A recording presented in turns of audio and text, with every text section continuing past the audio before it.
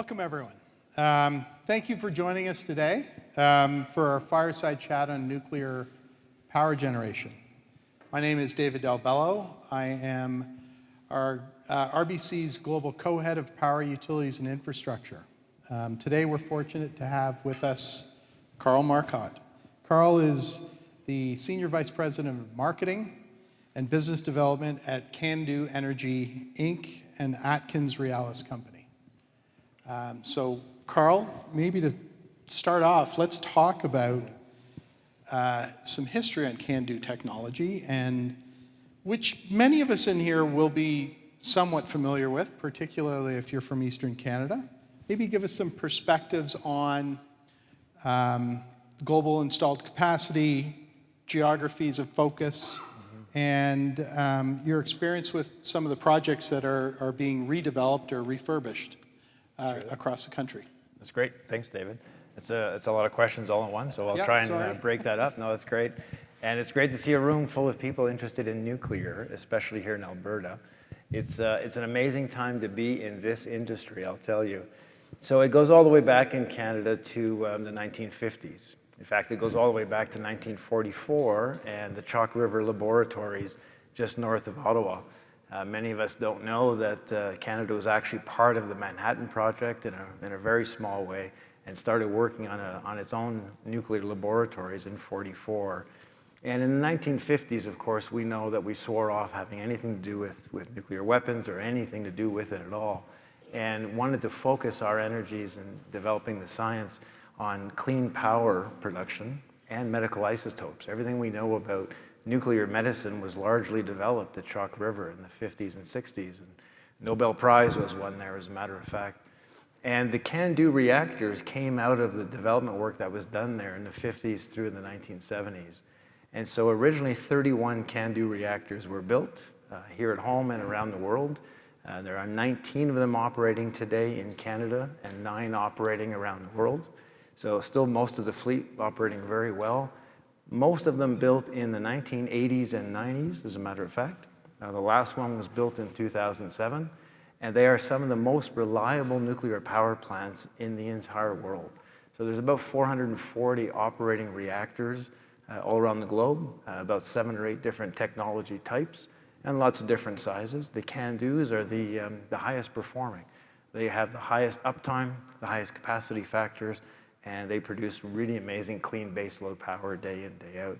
So we're very proud of that technology, and most of them were designed for a 30-year life. And what we came to understand is that with a little bit of refurbishment and replacement of some of the elements in the core of the reactor, you can run it for a second 30-year period. And so we're in the process of doing those refurbishments or retubings all around the world, and especially here at home. And so those reactors produce really cheap power in that second generation, that second life. And they may even be able to have that done a third time. So we'll see how that goes. Great. Carl, you mentioned that the last time we developed CANDU in North America was in the 80s, but there's been development outside of North America. Maybe talk a little bit about the experience around project budgets, timing, all those sorts of things, and because that's a success story for CANDU, if I'm not mistaken. Yeah, it really is. The CANDUs, as probably most of you here, if you think of nuclear, you think of cost overruns, schedules getting blown, things of that nature. That is an unfortunate fact of the nuclear industry. The industry has a great tendency to want to keep improving, pour concrete, and then decide to move a pipe 3 inches after you've poured the concrete around the pipe. Gets a little bit expensive when you do things like that. And so the industry does too many things in parallel, or at least it had in the 80s, 90s, 2000s. And that's where a lot of those cost overruns come from. CANDUs are different, and the Canadian industry is different. There were some issues in some of the Ontario plants in the 70s and 80s, but the vast majority of the CANDU fleet was actually built on time and on budget. The last 7 were perfectly on time and on budget. In fact, 2 of the ones we built in China were about 6 months under schedule. And that was because of amazing project management techniques, really great planning, quite frankly, and the fact that the reactors have very straightforward and simple construction and design that really doesn't allow for a lot of complexity. in the scheduling and planning. And so if you do it right, you can build these on time and on budget and stick to it. And at the end of the day, that's what gives you really cheap baseload power. The reactors in Ontario that are paid somewhere between 9.5 and 10.5 cents per kilowatt hour. And that's the rate base that they're paid. And in that 9.5 to 10.5 cents, they make a profit. They put away money for the eventual decommissioning and dismantling of the reactors 30, 40, 50 years later. They take care of all the spent fuel, the costs of managing all that. All of those costs are accounted for, and it's clean baseload power at 9.5 cents. So you know the real cost is significantly less than that. And so they're really efficient reactors, and you get that by not having cost overruns, by building them right in the first place. And that's something that we're really well known for. That's great. That's a great Canadian success story. I want to switch gears a little bit here and talk about your new technology that's under development, the Monarch Technology. Maybe talk a little bit about what the differences are and the application of the Monarch. Sure. So you may have not heard this word, but we're in the process of developing the latest generation or the latest evolution of the CANDU technology, and we've named it the Monarch. It'll be the largest CANDU reactor ever. So generally there are multiple different sizes. Most of the CANDU reactors in the world fleet are about 700 megawatts, and that they produce day in, day out. And there's 2 sites in Ontario where there are reactors that are about 850 megawatts or just over 900 megawatts. And those larger ones are the design that we've taken and we're elaborating on and building in all the predictive maintenance and digital construction and modular construction you would imagine in today's builds. And we've made a few small tweaks and modifications to the core. Still looks the same, still works the same, but it allows us to get more than 1,000 megawatts out of the new design. So you're going to see 1,000 megawatt net CANDU reactor, hopefully start to announce the first contracts. And we expect to build between 20 and 25 of these in Canada over the next 25 years. We built 22 in 23 years from a standing start as an industry, starting in 1975. And we think we're going to do it again as a way for Canada, a big contributor to us meeting our net zero goals, quite frankly. And so 1,000 megawatt, getting the reactor, getting it to a bit bigger size, helps get the cost per kilowatt hour to the lowest level it can be. That's great. Carl, I want to touch on one topic that is, for anyone that's following nuclear development or new nuclear development in North America, it's really around fuel supply. And CANDU/Monarch has an advantage there. Maybe talk a little bit about that and how you think that's going to work into the business plan and the take-up of building new Monarchs. Yeah, that's actually one of the most important things of the 7 or 8 different reactor technologies I talked about earlier. All of them use enriched uranium. So it's when you mine uranium, the content of U-235 is about 0.72% within natural uranium. And for all the other reactor types, you have to increase that, enrich it to somewhere between 3, 5, 6, 7%. So it's concentrating the U-235 essentially. And when you start doing that, you get other byproducts. And enrichment leads to other things, and you can imagine where that takes you. So in the 1960s, when the design was being perfected, the thing Canada focused on, and you can all imagine this, is we did not want to be importing technology from the US. We wanted to be 100% self-sufficient. So the designers in the 50s and 60s, primarily working at Chalk River, also in Toronto and also Montreal, came up with the concept of using a completely different design that would allow you to use natural uranium as your fuel without any enrichment whatsoever. Because Canada knew we didn't want to have enrichment programs here. We didn't want to have anything to do with that because it leads you down a different path. So a lot safer, a lot more secure to just use natural uranium. And we use heavy water as a moderator in the reaction process. Technical reasons, doesn't really matter for today. But the other part of it was we didn't want to be importing the really large pressure vessels that are required for US or Japanese or French designs. And so we wanted to make our own design that we could make here at Canada. And back then we didn't have the ability to make those really big forgings. So natural uranium and small pressure vessels and a very unique design in the reactor was a result which allows us to be fully self-sufficient. So build a brand new CANDU today, we start building it, 90-odd% of everything that goes into it is sourced in Canada. So 90% Canadian content. The only thing we don't make in Canada would be the really large turbines. Those will have to be imported. But everything else is made here. And it starts with the fuel. And so the fact that the fuel is natural uranium, that's a really important starting point, because we mine uranium here in Saskatchewan, right next door. We create the fuel in Ontario and actually manufacture everything we need here within our borders. We don't have to import anything. And when I tell that story and work through the details with all the countries around the world that are trying to accelerate their path to net zero, that's the first thing that gets them. Getting in the middle of the geopolitics between the US and Russia, which are the two primary sources of enriched uranium, that's not something you want to do if you don't have to. So every country in the world that's trying to join the nuclear power club loves to hear that there's a natural uranium alternative. And it's a really powerful selling feature. That's great. Now, for most people that are paying attention to this nuclear renaissance that we're experiencing, small modular reactors are the topic of the day.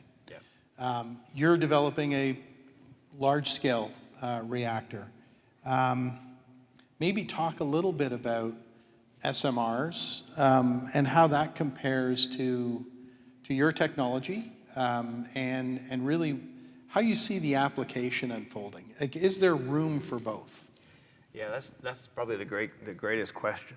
SMRs are critically important. So the whole industry has been talking about SMRs for 40 years. There are SMRs in the world. They're the power plants and nuclear submarines and nuclear aircraft carriers, obviously. Those are small modular reactors. The name is pretty simple and self-explanatory. But what the term really means today is what's the next generation? What is a safer, better form of method or structure for the reactor that allows it to operate on its own and shut down on its own, that it can't melt down, can't have an accident, can't have a problem. And so people are developing ideas for a fourth generation of SMRs, of nuclear reactors that are much smaller, 10, 20, 60, 80 megawatts, very small, not a 1,000 megawatt. And others that are the 100 to 300 megawatt size that are kind of a bridge. They're third generation plus reactors, sort of like the ones we're starting to build today in Ontario. And so GE Hitachi has a design that was chosen by Ontario Power Generation. We were chosen by GE Hitachi to be the architect engineer to help them complete that design and get it licensed. And we were chosen by OPG as the engineer of record to build it. And so we're doing that with our construction partners, and that'll be the first SMR built in Canada. It'll be ready for 2029. We're about to break ground once the construction license comes through from the CNSC. And it'll be the first SMR operating in the Western world, period. And that's kind of a bridge. It's 300 megawatts. It's a third generation reactor, so it's still water cooled. There's still water in the process. The fourth generation ones are probably still 5 to 10 years behind that. They're a little bit further out.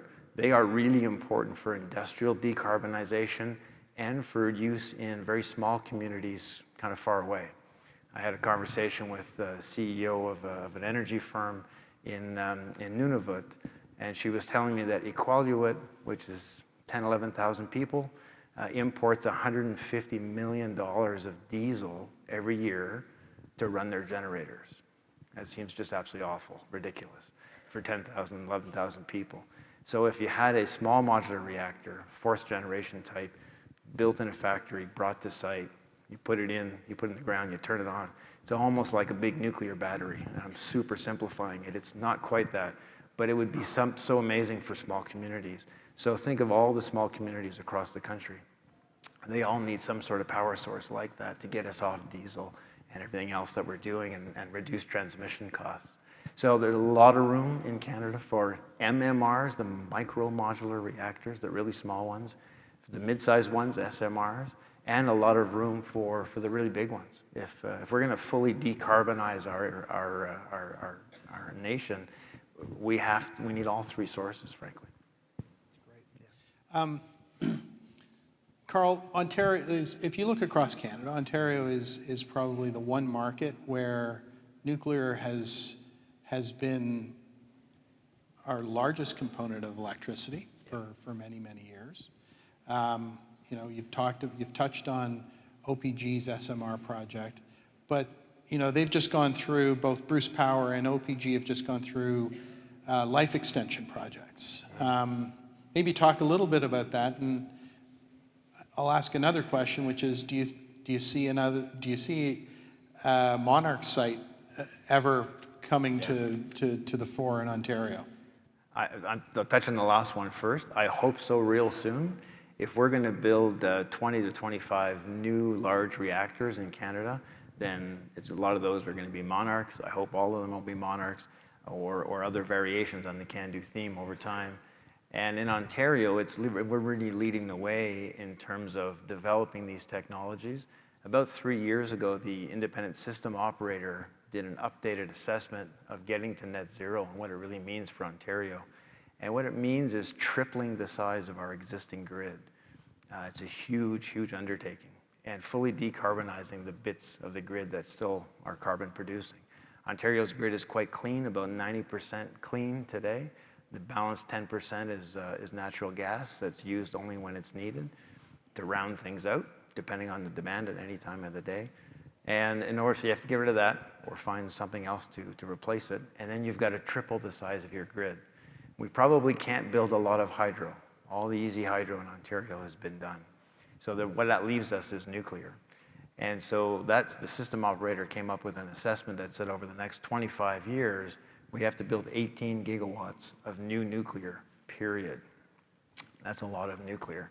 So the Bruce Power site, which is the largest operating site in the world with nuclear reactors of any type, is currently looking at adding a third bank of reactors, another 4 or 5, up to 4,800 megawatts. And I suspect OPG will be announcing new sites real soon because we simply need it in Ontario. And your time to development is 10, 12 years from the time you say go. So it's a long process. So we are going to see some more in Ontario. And in fact, I know we're going to see more in different provinces. We've been very active here working with a partner in Alberta. And I can tell you, and this may not be a big secret, but we're working with a partner called Energy Alberta. And they're a terrific developer right here, based here in Calgary. And they've got a fantastic idea to build up to 4 units at the north part of Alberta, not far from Peace River. So really excited. That project's getting started. You're going to hear more about it pretty soon. The government's very interested and very supportive. And we've started the process working with ACO, the Impact Assessment Agency of Canada, and the CNSC to really understand the Indigenous communities and rights holders and stakeholders that would be affected by it. And we're starting to build a plan of consultation. So that whole process is going to be off to the races.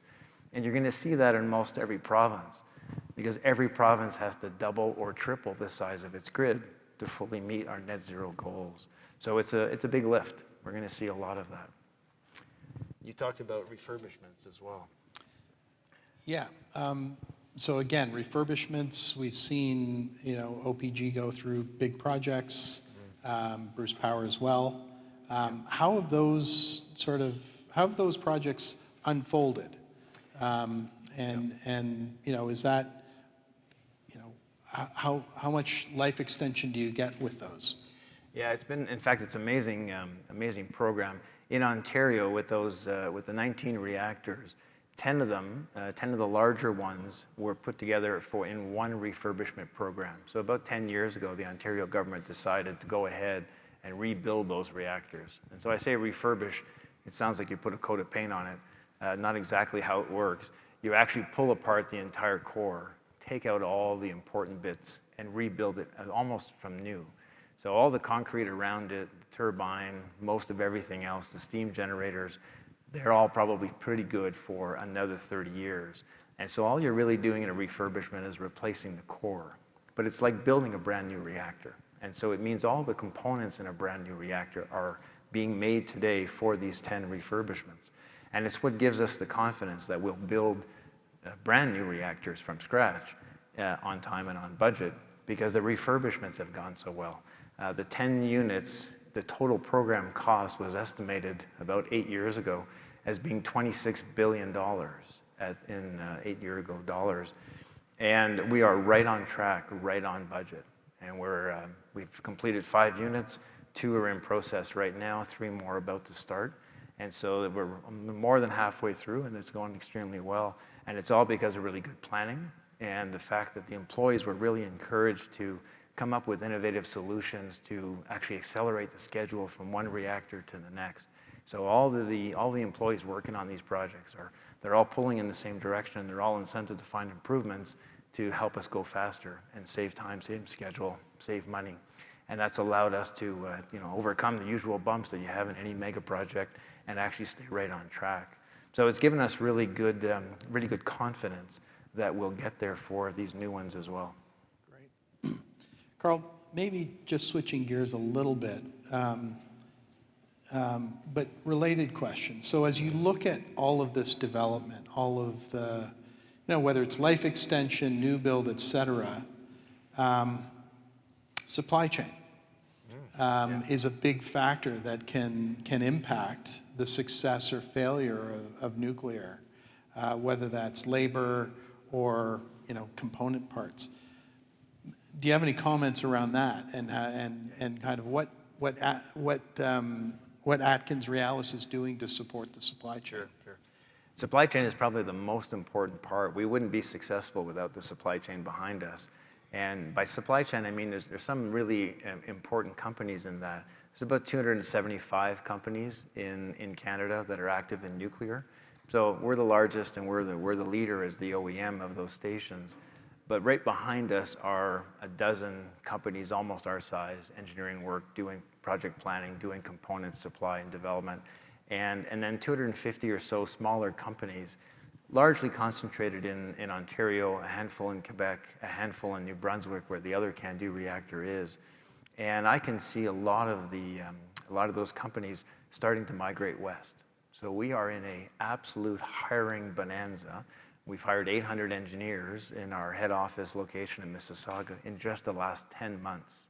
And we need about 800 more in the next 10 months. So if there's any engineering students, see me at the door. You're automatically hired. We are absolutely taking everybody we can get our mitts on. And that is because there's just such an incredible growth and opportunity. And what we're seeing is as other provinces consider nuclear, they're looking at the economic development side of it. How will universities and colleges build the trades programs? You need a lot of millwrights in a nuclear power plant, and it takes 10 years for a millwright to get fully certified all the way through his or her training. So it's not just engineers, it's not just construction workers, it's all of the skilled trades that are required, and then to train operators and so on and so forth. So there are 76,000 people in the nuclear industry in Canada, and we're going to double that in the next 20 years. And we're going to double that and spread it out across the country. So we're really lucky. We have a great supply chain that's well supported in Ontario, that's very successful. And in part, they're successful because they also export those same services. With 9 CANDUs overseas that have gone through refurbishments, we just signed a contract with China to refurbish those 2 reactors. We're about to sign another one with Romania and another one on top of that for some new ones. Don't tell anybody I told you, but it's coming soon. And some more in Korea before you know it. And so all of those locations are great export-oriented markets, so the supply chain works all around the world. And they're getting to the point now, they're getting ready to start to shift and grow or create a second plant or a second operation here in the West because they know nuclear is coming here to the West. Great. 2 more questions. So the first one, AI and data centers is the big buzz, certainly south of the border, perhaps less so in Canada. But it seems to me that nuclear is kind of made for that, that sort of energy demand. Maybe talk a little bit about how you guys are thinking around that. Both here and overseas, we're looking at projects to co-locate the really large data centers that are coming. There's an incredible requirement for power in the data centers, as you're hearing at this conference, and they want clean power.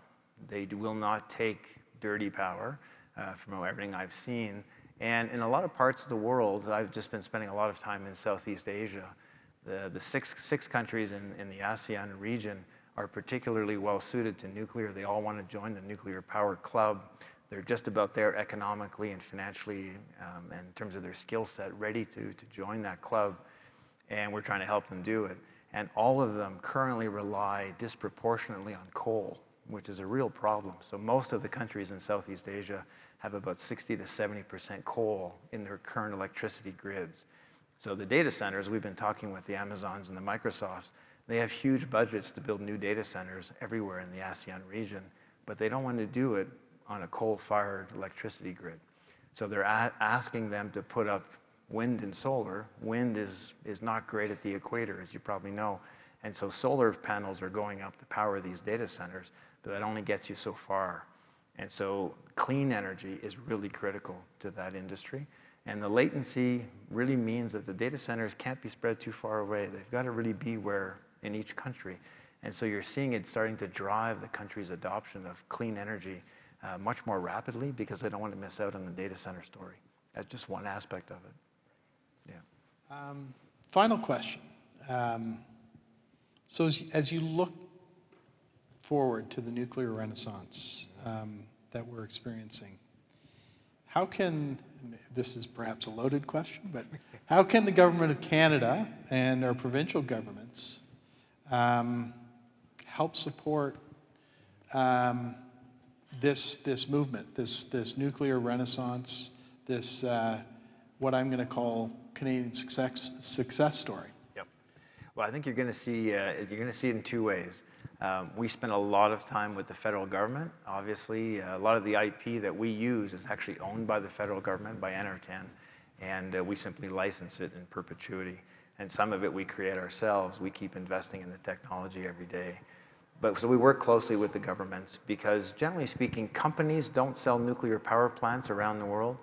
Governments sell nuclear power plants. It's such an important national project or national asset. It's a government-to-government relationship. So we might be signing a contract and doing some work and 20 companies behind us helping us do it, but it's the government of Canada has to be there, offering some financing packages, help from the CNSC, all sorts of different things. And so the government of Canada on the first hand has been a really good partner in developing probably about a dozen different market opportunities around the world. There's 31 countries in the world currently produce power from nuclear. Another 30 are very actively, publicly saying they want to join that club. And so we've evaluated all 30, and there's about a dozen, 15 that we're very active in. And the government of Canada has provided great support for us, from global affairs to NRCan, all across the government, really. And it's what I'd call it's a kind of a trite phrase, but it's a whole of government, sort of best of industry approach. You get 5 or 6 departments together in Ottawa. You create a bit of a strategy, you get the top 4 or 5 key companies that are going to execute that, and you work together to figure out how Canada can help these nations. Most of the nations we're talking to count on Canada to be the best honest broker, the best partner that you could have.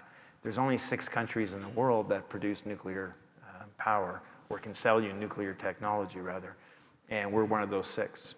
So assuming you might not want to work with China and Russia these days, it leaves working with us, the Koreans, the French, or the Americans. And if you're any one of these countries, you've got a pretty important calculus to run in terms of the geopolitics involved and all the other factors to consider. And each of those countries kind of plays to its typical stereotypes. When you have these conversations, most of these countries look at us and say, you're the ones we can trust the most. You're good, old, honest, middle-of-the-road Canadians who tell us the straight goods, who work with us as real partners. You don't push us around and tell us what to do and bribe us into things. You work with us as real partners. So we're really appreciated around the world. And it's because of the whole story, Canada's whole story, and the federal government's a big part of helping make that a reality.